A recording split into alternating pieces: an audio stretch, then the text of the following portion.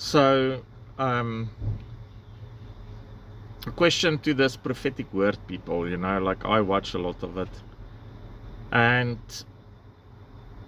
it's primarily, I don't like to use colors and stuff like black people, and I check like Christianity has actually got like no thing against slavery. Like it's not considered.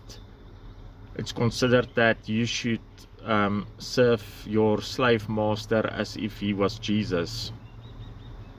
Sorry, the sun clobbered me today, and I worked hard. So, in Judaism, there's no slavery since like about the time of Christ, and they've got this concept that is quite useful to check into, is called Jubilee, where land is returned, to the owners. And Leviticus 25 verse 23 is like all land belongs to God, and that's why you included can't be slaved. South Africa's constitution is interesting in the fact that it is above like government and the parliament, so that's why that sort of chaotic things can't happen here.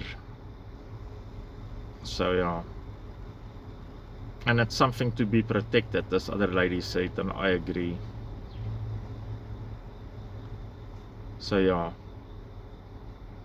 but to adopt the religion that enslaved you is a deal breaker, and so Paul is a Roman, he's not Jewish, and he wrote like huge parts of the Bible, and he's also the only person that saw Jesus alive after his death, and that is like a lot of gibberish. And he said like it's not a blood and bone thing, so there's nothing that left the actual tomb.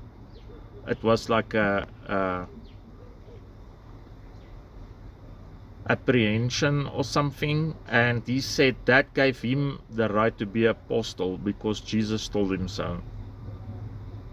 So it might not even be true, although he was very, very dedicated and he went through a lot, but he also got money for free. So